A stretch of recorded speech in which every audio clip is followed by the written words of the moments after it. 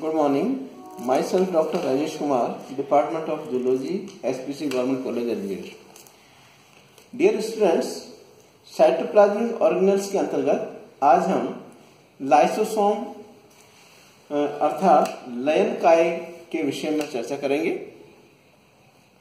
The topic structure and function of lysosome can be completed by some points. Introduction, in which we discuss about discovery, occurrence, size and shape. Second, morphology, in which we discuss about structure and polymorphism. Third, chemical composition of lysosome. Fourth, origin and formation of lysosome by extracellular original from Golgi complex and origin from endoplasmic reticulum. And last, functions of lysosome, in which intracellular digestion, autophagy, cellular digestion, extracellular digestion and other functions. Now first we discuss about introduction. Lysosome, Greek word lysis means dissolution and soma means body. इन दो अक्षरों द्वारा निर्मित हुआ है. Scientist D due ने 1955 में lysosome की खोज की. अक्रेंस, लाइसोसोम लगभग समस्त प्रकार की एनिमल्स एंड प्लांट सेल्स में उपस्थित होते हैं. बैक्टीरिया में लाइसोसोम अनुपस्थित होते हैं. साइज एंड शेप, लाइसोसोम का डायमीटर 0.2 to 0.8 माइक्रोन के बीच में होता है, किंतु कुछ cells for example kidney cells of mammals में इनका डायमीटर 8 माइक्रोन तक देखा गया है. लाइसोसोम की आकृति गोलाकार अथवा तस्तरीनुमा प्लेट शेप होती है, किंतु कभी कभी इन्हें इर्रेगुलर आकार में भी देखा जा सकता है. नाउ मॉर्फोलॉजी या आकारिकी. लाइसोसोम सूक्ष्म बैग लाइक स्ट्रक्चर होते हैं जिनमें पाचक एंजाइम, हाइड्रोलाइटिक एंजाइम भरे रहते हैं. ये एक जीवित कला बायोलॉजिकल मेम्ब्रेन से घिरे रहते हैं जो कि लिपोप्रोटीनस होती है, लिपिड एंड प्रोटीन द्वारा निर्मित होती है. साइंटिस्ट रॉबर्टसन के अनुसार इसकी केमिकल कंपोजिशन में बायोलॉजिकल मेम्ब्रेन यूनिट मेम्ब्रेन के समान 2 मॉलिक्यूलर लेयर्स द्वारा निर्मित होती है. लाइसोसोम मुख्यतः इंट्रासेलुलर डाइजेशन के लिए उत्तरदायी होते हैं. Now structure. लाइसोसोम के चारों ओर लिपोप्रोटीन्स की एक आउटर मेम्ब्रेन होती है जो कि रॉबर्टसन द्वारा वर्णित प्लाज्मा लीमा के सदृश होती है. इसमें लगभग 1 दर्जन से अधिक हाइड्रोलाइटिक एंजाइम्स झिल्ली द्वारा घिरे रहते हैं. ये एंजाइम्स भोजन को अपघटित करने का अर्थात पाचन करने का कार्य करते हैं. लाइसोसोम में अति बहुरूपता अर्थात पॉलीमॉर्फिज्म पाया जाता है. इसका प्रत्येक रूप विशेष कार्य से जुड़ा होता है जो कि इसके मुख्य कार्य इंट्रासेलुलर डाइजेशन का ही एक पार्ट होता है.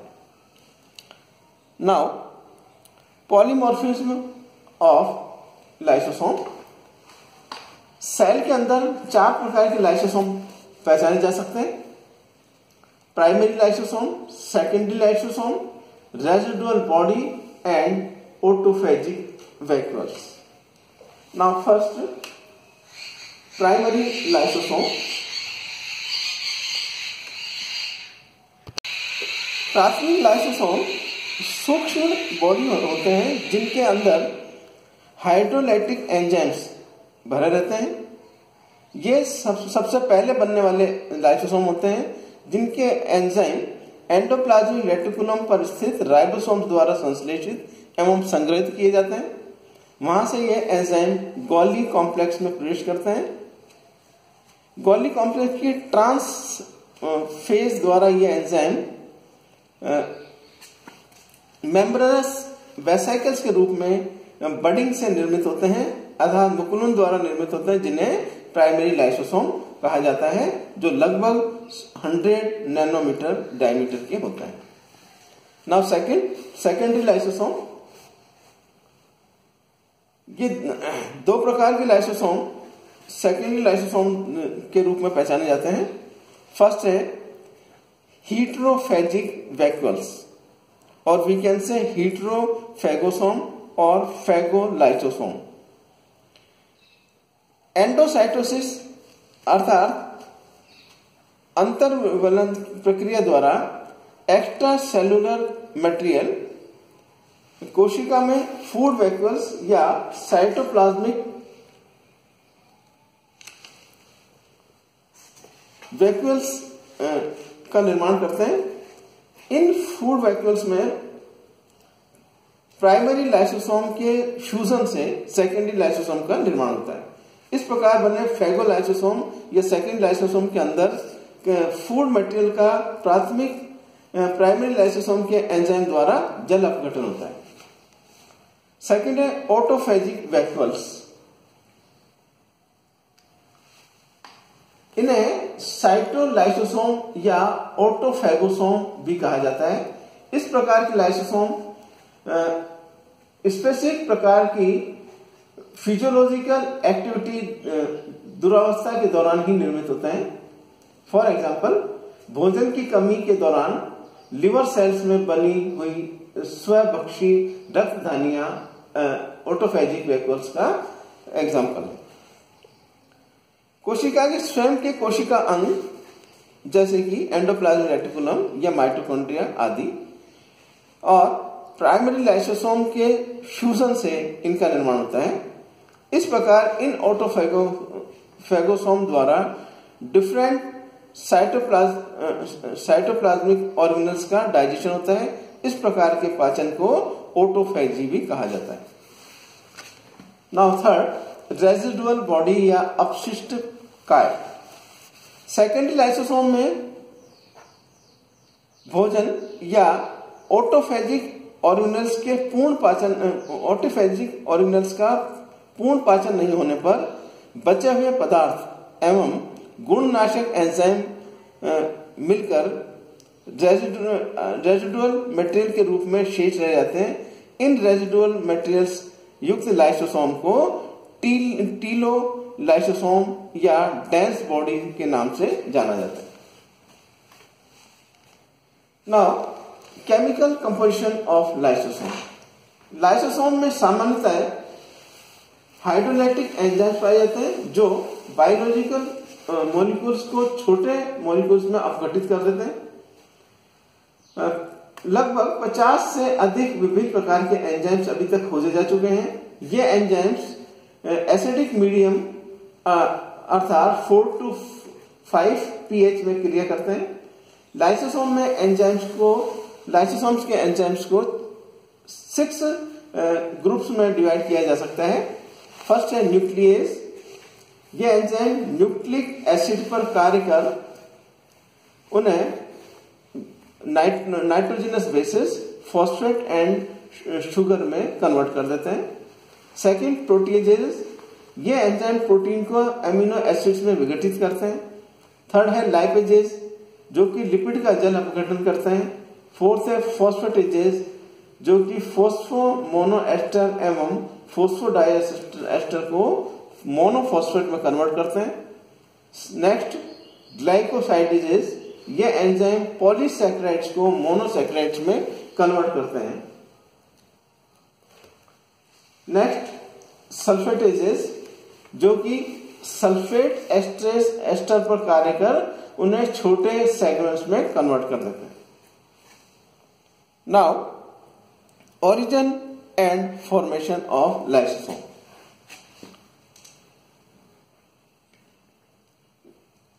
लाइसोसोम का स्रोत इनके आकार एवं परिमाण के अनुसार भिन्न होता है।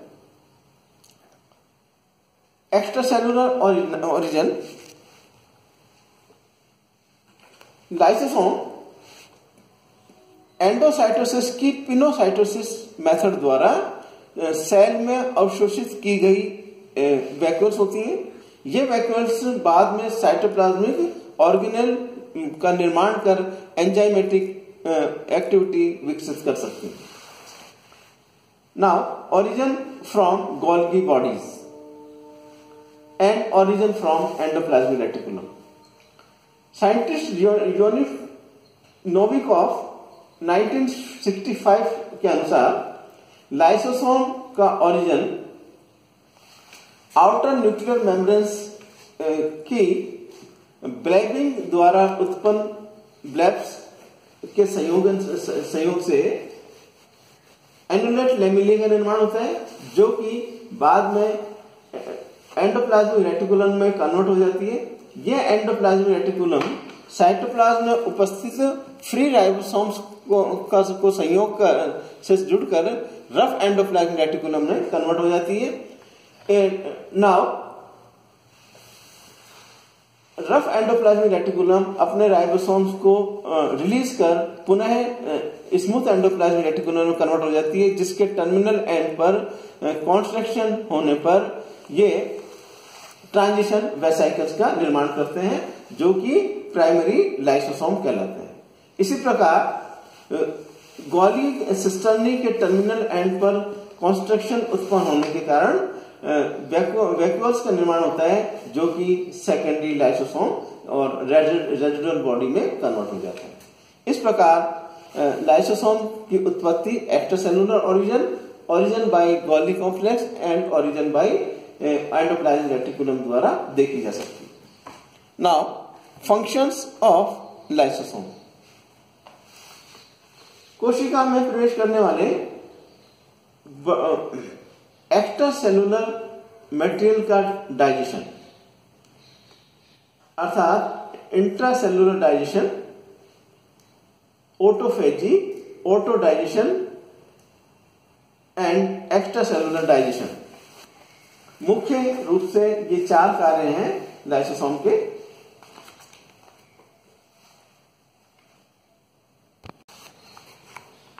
Now first intracellular digestion. यह डाइजेशन लाइसोसोम में उपस्थित हाइड्रोलाइटिक एंजाइम की सहायता से संपन्न होता है। यह दो प्रकार से हो सकता है, हीट्रोफेजी and autophagy.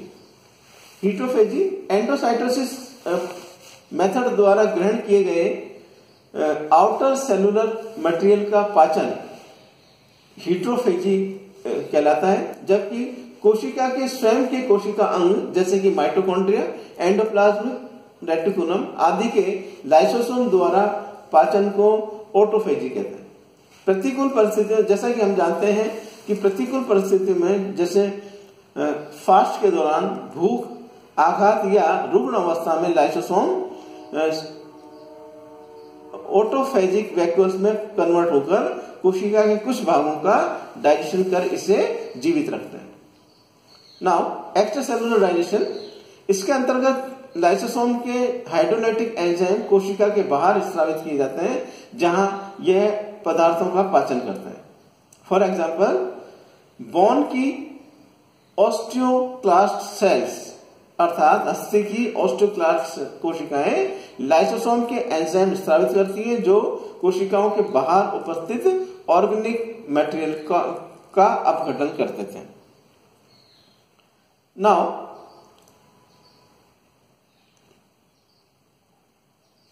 removal of cells, extracellular material and debris by lysosome। कुछ उदाहरण इस प्रकार के हैं, जैसे lysis of organs during metamorphosis, जिसमें मेढक के टेडपोल लार्वा की पूंछ का स्वविघटन लाइसोसोम के कैथेप्सिन एंजाइम की सहायता से होता है। Regression of organs, female embryo की Wolffian duct and male embryo की मुलेरियन डक्ट का रिग्रेशन अर्थात प्रतिक्रमण लाइसोसोम के एंजाइम की क्रिया द्वारा संपन्न होता है। Next, lysis of outer layer skin and mucus lining. Skin की आउटर लेयर अर्थात क्रेटिनाइजेशन और श्लेष्मा लेयर म्यूकस लेयर की डीजनरेटिंग सेल्स के प्रतिस्थापन के लिए लाइसोसोम के एंजाइम की क्रिया सहायक होती है। Next, secretion of hormones.